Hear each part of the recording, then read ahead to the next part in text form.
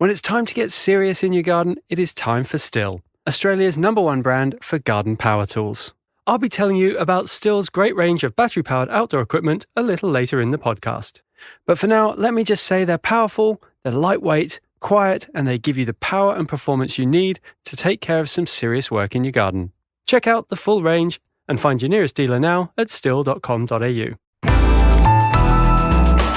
A listener production. Australia's land is full of stories and art that goes back thousands of years.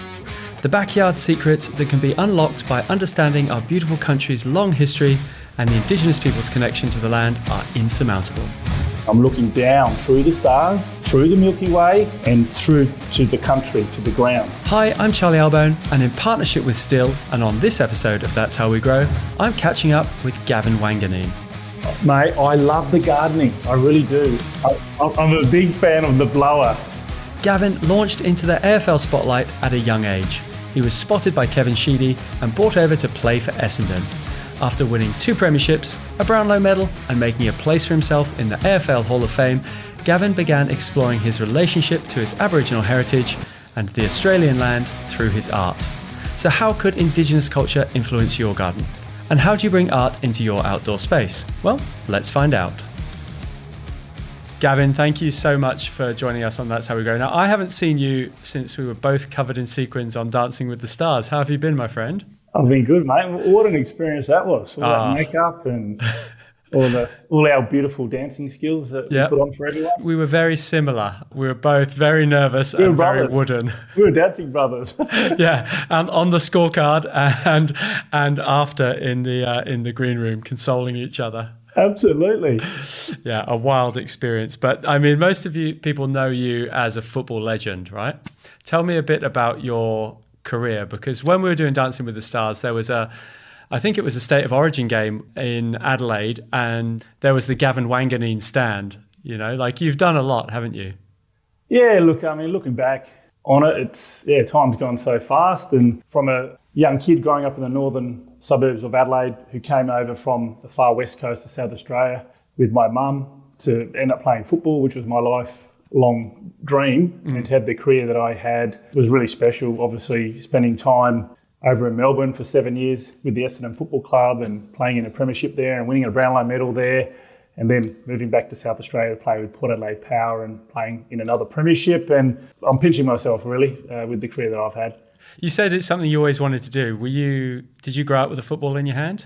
I did, mate. Yeah, I did. And all the kids in the neighbourhood, we just kicked the footy every day, you know, morning and night. And my mum has occasionally said to me over the years that I'd often sleep with the footy under my arm. So, did you play any other sports, or was it just football? I played a little bit of tennis, right? Actually, but footy. Just most of my mates were playing footy, and my mum's brothers were all champion footballers in the country.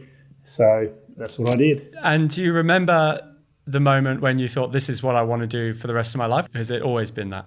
No, I remember the moment. I think I was 7 or 8 years of age and I was watching football on the television. Yeah. And I just was astonished, and I thought, how good would that be to be on television playing footy? That's what I want to do. So that was the moment. I think that triggered something in me from a very young age. And did that give you the commitment to go to training every day? And did you always have that in your mind? Yep, all of that. That's exactly what it did. It gave me the commitment and the encouragement to go to all the training sessions, to keep practicing, to not miss a single session, and to practice my, both sides of my body and my marking and my ground balls and just that competitive edge that I needed to have to beat, teammates at training or the opposition when we played on the weekends. It was, I knew I had to really do well there as a young kid and keep improving my skills. Do you think that it is a learnt skill, or is it something that you naturally have in you to understand the game, understand where to be, how to kick, all that sort of stuff? I think it's a bit of both. I think you can learn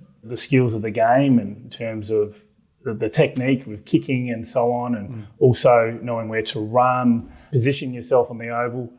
But there is a bit of an advantage for the ones who have that extra talent, who just have that gift of it coming a lot easier to them.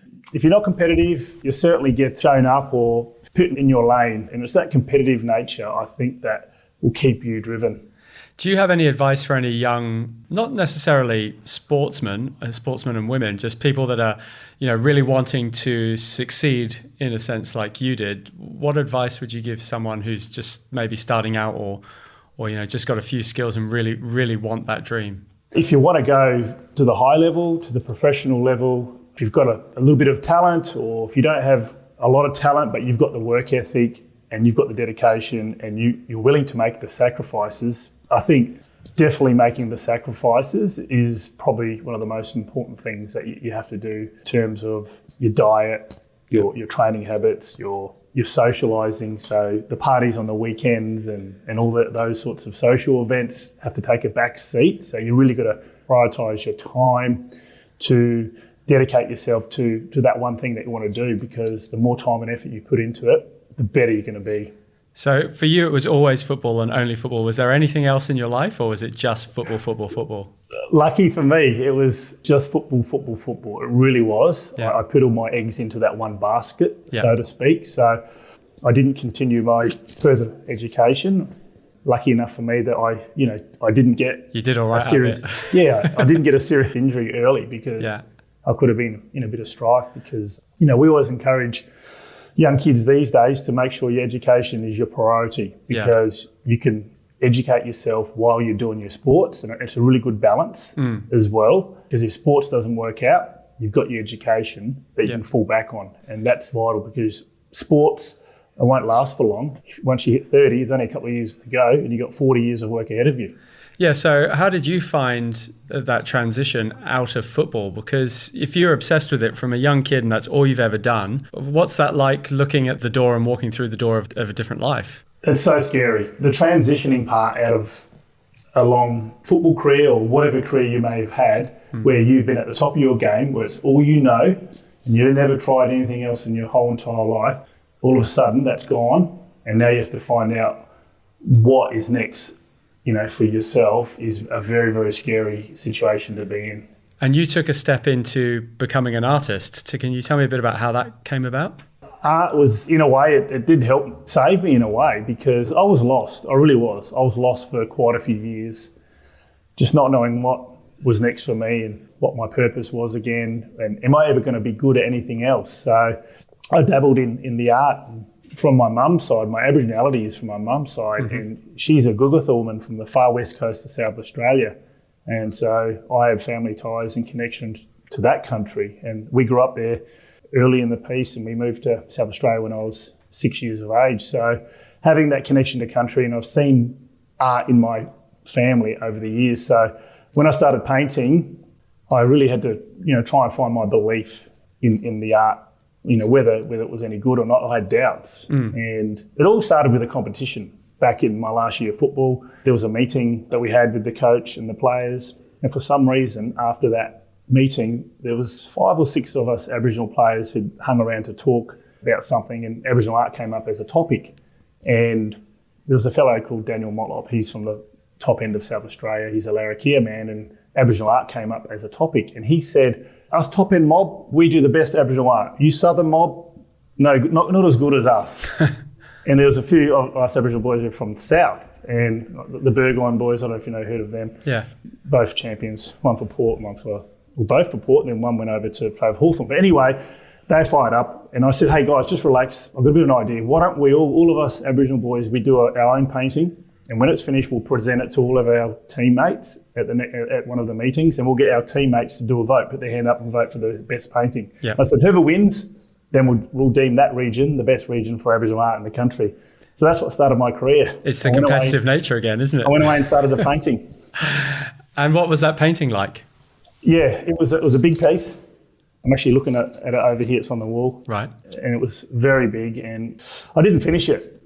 I only probably spent 3 or 4 hours. Right. It was taking too long, and so I put it away. And it wasn't until about 6 or 7 years later, I'd gone through a divorce, and I'd spent a bit of time in the wilderness, so to speak, in terms of trying to get my life on track again. And I met my Pippa, who is my wife, and she found this unfinished canvas in the shed at one point, and she opened up and had a look, and she said, "Oh, who started this painting? It's actually pretty good." I said, "I started that painting back in the day." Yeah. back in my last year of football, and she said, "You sure? That's pretty good." And I said, "Okay, yep, I'll prove it. I'll finish it." So I finished the painting, and when we finished it, we got a stretch. We put it up on the wall, and she was happy with it, and so was I to a certain degree. But there was those self-doubts that were in me that were saying, "Oh, is it any good? Do you really want to, keep going and doing some more paintings?" And I had that doubt, and anyway, I kept rolling with it, and I got asked to do an exhibition, and I was really scared about that because that was into the professional world of art, and it was from a gallery here in South Australia.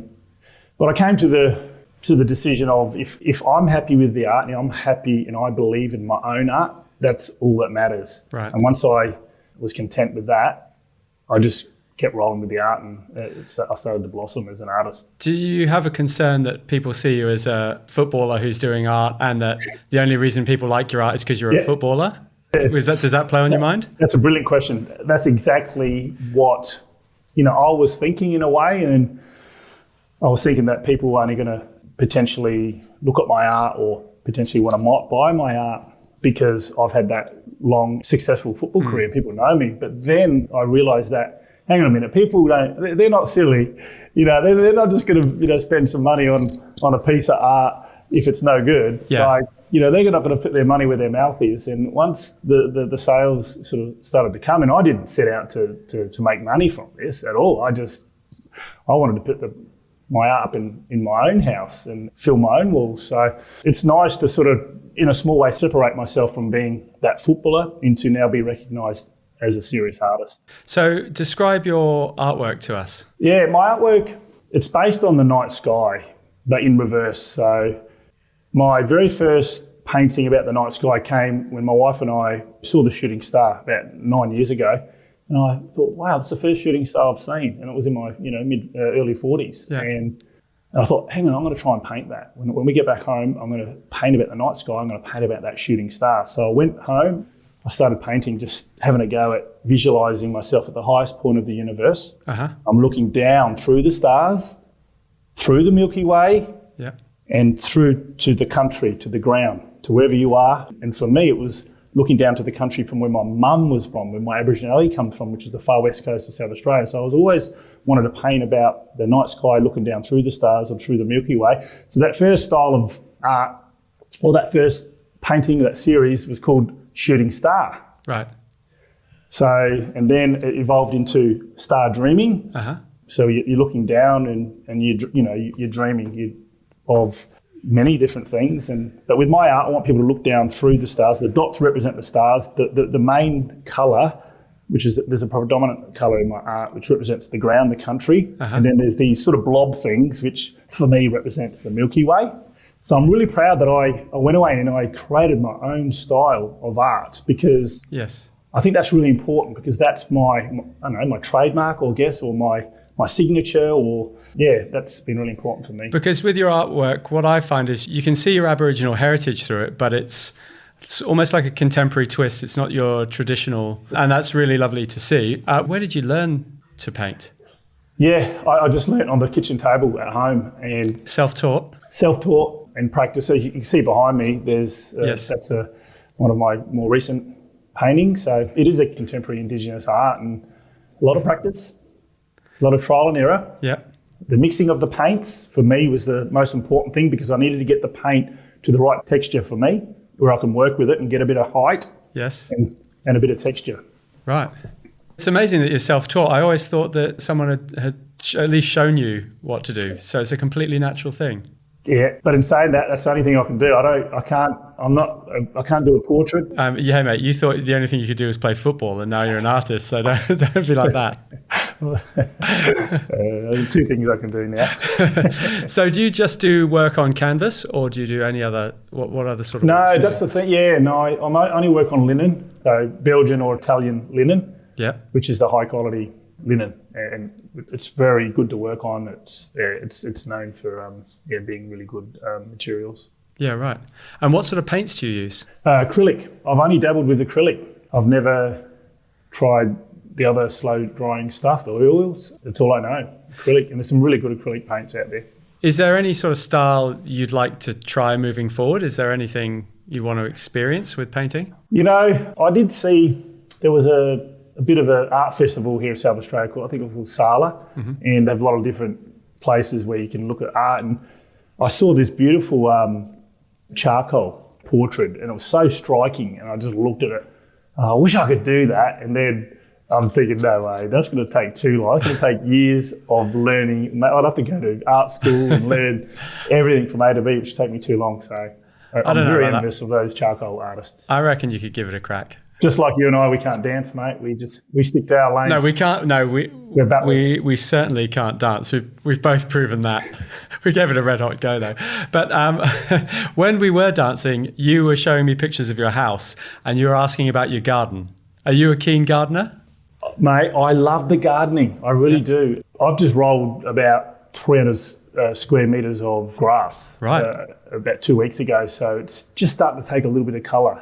I'm a very keen wannabe gardener, right? And that's something I reckon I would definitely put the time and effort into improving my gardening skills. Is the grass for kicking the football around? The girls will, probably, and we'll have a few kicks, definitely, but not a heap of... The girls are in the tennis, so we don't have a grass court. It's a hard court, but I'm really passionate about making sure that grass stands the test of time, and I want to get it as flat as I can, and all these things. So I might be hitting you up, mate. What type of grass did you put down? It was the Sir Walter Buffalo. It was a buffalo. What's the other buffalo? There's lots of different varieties of buffalo. It's a thin leaf buffalo. Right, okay. It might be a stampede or something like that. Yeah. You've laid it at the right time, because coming into spring and moving into spring, it's going to put on plenty of growth. Yeah, just keep it mown leave it quite high to start with, and as it settles with the roots, then you can cut it down slowly. Don't go and scalp it too much, and then you'll get that nice, beautiful green lawn you're after. Okay. How often are you meant to sort of give it the nutrients or feed? Once a season. Just once? Just once a season with a lawn-specific fertiliser will do the trick. So spring, summer, autumn. You don't really need to feed in winter. Okay. And I've got one other question regarding the grass. So you're going to get the more aggressive, like kikuyu grasses popping up here and there, and other sort of... How do I keep them away and stop them from taking over? You just need to pull them out. Manually. Manually is the best way to do it. The problem with a buffalo is it's a broadleaf grass, even though you've got the fine leaf variety. So if you're using a lawn-specific herbicide on it, they're normally for a broadleaf plant like a clover or something like that, which will also stick to the buffalo. So with kikuyu or something aggressive like that, it's ideal to just pull it out and get onto it as early as possible. Or you can get on your hands and knees and paint it with a paintbrush with herbicide on there, but I think you might as well just pull it out if you're going to that extent. Before it takes over, you've got to keep on top of it. You really do, yeah.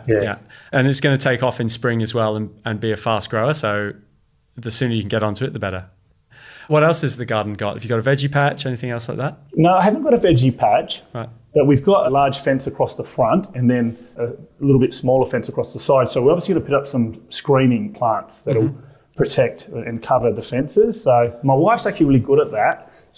She's got all these different names. I forget the names. Yeah. But I like the visuals once I get it going, and I'll dig it out and put them in. But the veggie garden, I'm very passionate about my veggies, and I like to have organic veggies over the years. So for about 20 years, I've only get the organic stuff, or when I can.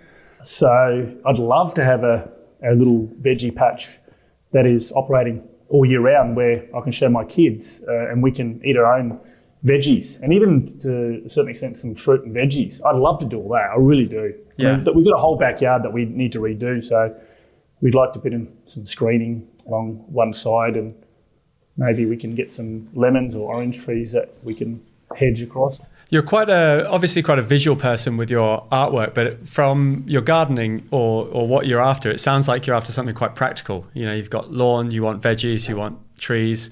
How much of the visual interest in the garden inspires you, or is it just a practical space for you? No, I like the visual. I like it to visually look really good and clean and neat. So formal style? Maybe semi. Right. Semi-formal. Okay. Yeah. So hedges and that sort of thing you're into? That? Yeah, okay. Sounds quite formal.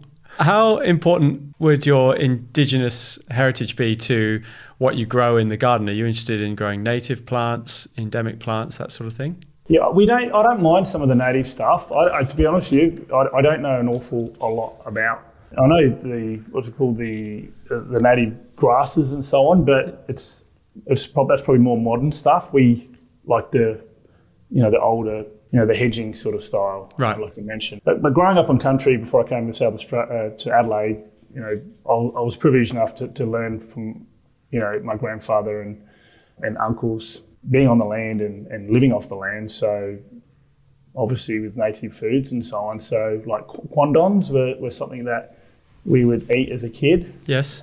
And there were, like saltbush, and there were bush apples, little tiny bush apples, and lots of other different stuff out bush there. But no, not for my own. Must have been quite an amazing experience for you to have that living off the country and the land experience to then playing football. And now I'm not suggesting you lost your Indigenous culture, but getting back into it more with the artwork that's quite a circle. Or did it never leave you?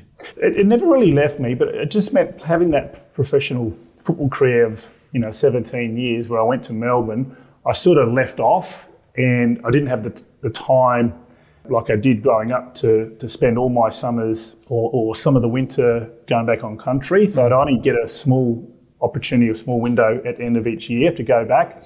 But I was blessed and already entrenched in my culture through my family. So relatives would often come over to Melbourne or to Adelaide, and I'd take them in. And so I've got that special connection and touch point back home. Yeah. Absolutely. So now that footy's finished, I've got more time to get back home. Yeah. And you've got 4 beautiful girls. Do you take with you when you go back? Or yeah, I do, and I have, and I will continue to do more with that, and to introduce her to relatives, and because they're far and wide, relatives back home, and it's really important to be able to pass down that knowledge. Do they watch you do your artwork, and are they interested in following Dad's footsteps?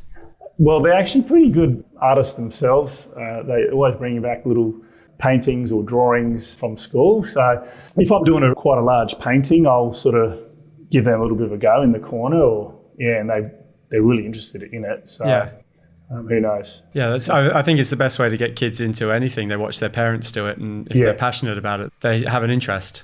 Absolutely. And the art has encouraged me to ask more questions, of some of my family members about some of their stories and journey and Dreamtime stories, connected back our language and so on. So that's been a really good learning curve for me to get even more connected. Amazing. It's time to take a quick break from That's How We Grow to talk about the team that powers this podcast, STIHL. When the weather warms up, there's nothing better than getting busy out in the garden, especially when you're loaded up with all the best equipment to get the job done. Of course, I'm talking about STIHL battery-powered outdoor equipment. Check it out at stihl.com.au now and see the great range. It's powerful, lightweight, quiet, and gives you the power and performance you need to take care of some serious work in your garden. Pruners and trimmers, mowers and chainsaws, saws, blowers, vacs, and heaps more. The range is absolutely enormous. But you know what's even bigger? The choice of STIHL dealers right around the country. There's over 600 in fact, so there's one near you. Get out there, enjoy the sunshine, and get busy in the garden with STIHL battery-powered outdoor equipment.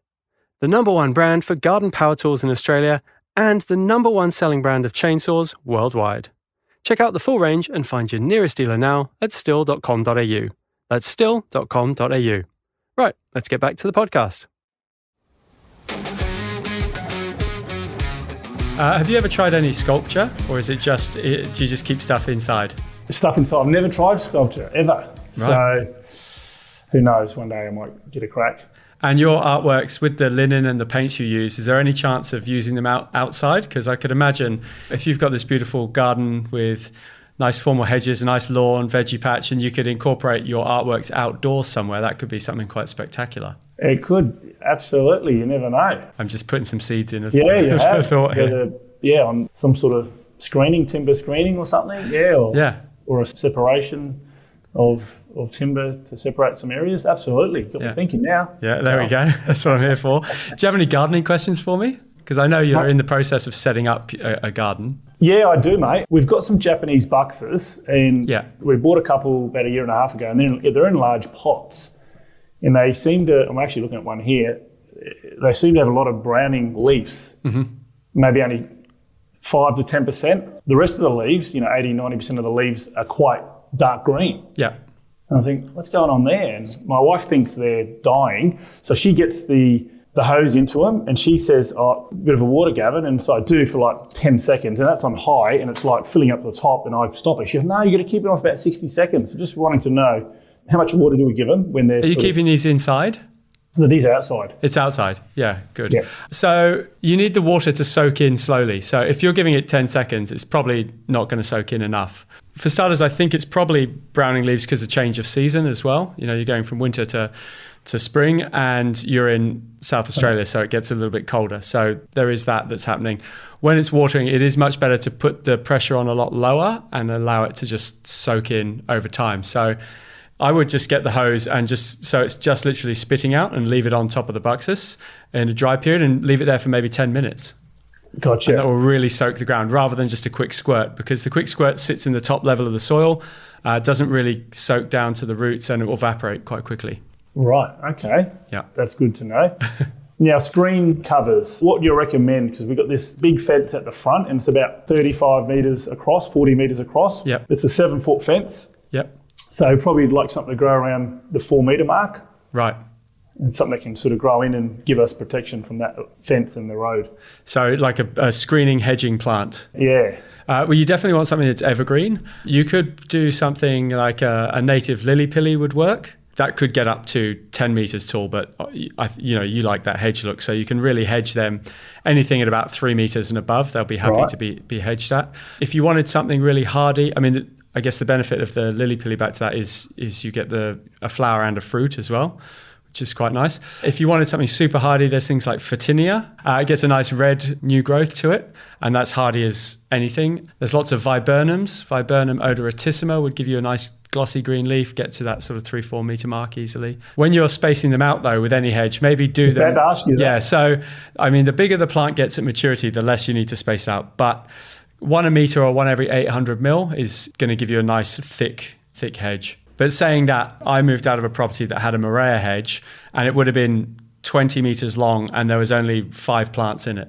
Right. So but obviously you've got huge gaps in between them until you reach that maturity. So, it's kind of what you're willing to look at in the short term and long term. But 1 a metre is pretty good. Yep. So Gav, as you're building your garden up, do you have any favourite tools that you like to use? I do. We've just put in a new driveway. It's permeable concrete, so the water actually penetrates right through the concrete and distributes naturally back into the water table. So it's a unique sort of concrete, and you get a few particles here and there stuck on. Mm-hmm. So I get out the old faithful blower.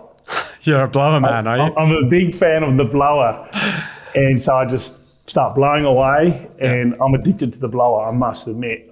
Just the next one that I'll get, it's not a sucker, so I want to get the reverse. Right. So you can start sucking up the leaves. But I love the blower. Are you a petrol blower or a battery blower? It's battery. Love the battery. Yeah. Love the battery. Good. And I'm going to have to get a really, really good little ride-on lawnmower. So the land's quite large at the front, so it'll take me a while pushing the old electric around, which we've got. So ride-on lawnmowers are a man's best friend, I think. They're just there's something about sitting on a mower and just putting the earmuffs on or putting the radio on and just mowing the lawn. You can zone out. It's just, I love it. It's my happy place. The other one I've got to get is we've got a tennis court and we've got big fence around, obviously, and the neighbours have ivy. Right. The old ivy, which is grown over, and so I need to get some really powerful hedging shears. Yeah, well, you'll need that for the hedge that you put in as well. There we go. I'll have to invest. Yeah, definitely. I would go for something. You can get a lot of telescopic ones, so ones that stretch out to do taller sort of things. I think, and you can get the smaller ones, which are for kind of lower hedges. But there's something like in between the two, which I use quite a lot of at my place, and you can use it for lower stuff, but you can kind of reach up to about 2.5 meters as well. So there's plenty of tools to get. Yeah, there is, and I'll be getting quite a few because there's nothing like, walking into your front yard or your backyard, and that it's in really good condition, like everything's done. It's like there's nothing like that feeling, is there? Like it's just how it makes you feel. the satisfaction of finishing finishing a lawn or finishing a hedges, sitting down and enjoying it is, it's a magic feeling. Yeah, with a beer. It's one of the great things, as you would know. Oh yeah, I know all about it. So moving forward, I mean, as your relationship with the land changes, how do you kind of see your art changing, and where do you see yourself in the future? I think at the moment I'm in a good space in terms of what I'm trying to create. As you can see behind me, this is a very new piece, so I'll probably stick to this for a little while. It'll evolve slightly, and they always do. Every year they just keep evolving because I keep mucking around and trying different things, but I don't want to evolve too much where it separates me from my style or the way I paint, because that's my signature, and people will look at my art and say, oh, that looks like Gavin Wanganeen painting. So yes, it'll just keep evolving slightly. As an artist, does that feel somewhat limiting? You feel like you have to paint in that style, or is it just that those are the artworks that you'll put up for sale and you feel like you can paint in any style in your own time? Yeah, that's a good question. Because I take it back to like a landscape design point of view, is some people like a certain look and they ask for that certain look, and it may not be my style, but I can design it in that style for them. Yeah, it's mainly, I think, with the colours that will maybe give me that variation where I can maybe dabble with a bit darker colours, because a lot of my colours are light. Yes. And then with the Milky Way, so this painting doesn't have the Milky Way in it. I don't know if you can see it properly, but normally a dense area of like blobs floating through. There's no Milky Way in this one. But I reckon I might start to make it even more dense, the Milky Way, and bigger bits, which will slightly make the painting look a bit different. Change the composition of it, for sure. The composition. So that's something I might do in the future. But if it ain't broke, don't fix it. That's where it's sort of going with me. And I just feel that it's important for me to stick to my own style, but it will evolve, definitely. It won't just stay the same, because you have to keep evolving. I do love the tones that you use, and the painting that's behind you now has a lovely pink stripe to it. That's not your usual Indigenous art colours, are they? No, not really. Although some of the more traditional Aboriginal paintings from the top parts of South Australia have been using pinks for a little while now. So it's something that's been introduced, but they're using it to their advantage now to really brighten up. And there's some amazing artists out of a place called Armata, which is top part of South Australia. It's a traditional Aboriginal community there. But the pinks, I must say though, the pinks, my wife's favourite colour is pink. Yeah. So I must say the influence has come from my wife with the pinks, but I have learned to love the pinks, to be honest with you, because there's so many different tones of the pink. You can make it, lighter, darker, brighter. Mm-hmm. Yeah, it's such a beautiful colour. It's almost my favourite colour now. Okay. I never asked you, who won the competition between you and your friends in the changing room? Well, because you obviously didn't take yours in if you rolled it up. No, we didn't take it in. And look, the other boys, I keep asking them, I have asked them over the years, did you ever do that painting? Yeah. And they said yes. I said, well, I actually believe you. Yeah, I haven't seen it. Where is it? Can you take a photo? I've got mine. Here's mine. You've seen mine. So I guess I have. Yeah. Well, I think you can safely claim that your area and you are probably the best artist out of all of them. Well, out of those 6, absolutely. Gavin, it's been an absolute pleasure talking to you. Do you mind hanging around for a few community questions that we do every week? Help me answer those? No worries, Charlie. Thank you. It's been a pleasure, mate. Awesome. Thanks. Gavin, every episode we try to address a few questions from our listeners, but knowing you were going to be here, we have had to put the footy questions into a separate box for another day, but there are still plenty of others that someone like yourself could answer. So first up is Lucy in Dalesford. She says, I've recently bought a sculpture and I want it to be the centerpiece of my new garden bed. Are there some simple things I can do to help showcase the sculpture? So like with your artwork, what's the best way that you like to show it off? Lighting is really important. So to try and get either probably the morning light is really, depending on where your windows are in the house. So morning or afternoon light is really good to highlight the painting. But if it's a sculpture, we actually have a sculpture at the front of our house. It's like 5 cubes on top of each other. Yes. By the points. And we've got some lighting to highlight it at night time. So when it gets dark, we've got two little spotlights coming out of the grass, but they're not overly powerful. Lighting is really important, especially at night time. I think depending on the sculpture as well, you can overlight something. So you don't want to, like you said, yours is quite subtle. You don't want it to be like a spotlight. You want to create some shadows, and that will then give you almost another sculpture at night that's slightly different to the one you have during the day. Absolutely. But the light that you see a sculpture in during the day is important as well. When are you going to be looking at that sculpture most, and what's the light like at that time of day? Like if it's coming in and out in the morning, what's the morning light on it? And you can also show it off by putting it in a garden bed with some plants. So if you've got a formal garden bed, you could have maybe a hedge around it. If it's a bit softer and free flowing, just think about the height of your plants are going to get, because you don't want to detract from that sculpture. Right, moving on. Sue from Melbourne has written in saying, I want to install a canvas of my own work on our porch, but it isn't under cover. Is there any way I can do this without ruining the piece? So I guess what's the effect of sunlight and rain on an art? Not good. So the paint has to be ultraviolet proof. Right. So the paints that I use cover that, but in saying that, I would never let it have any afternoon sun, especially outdoors. It'll definitely affect it. It'll fade. Yeah.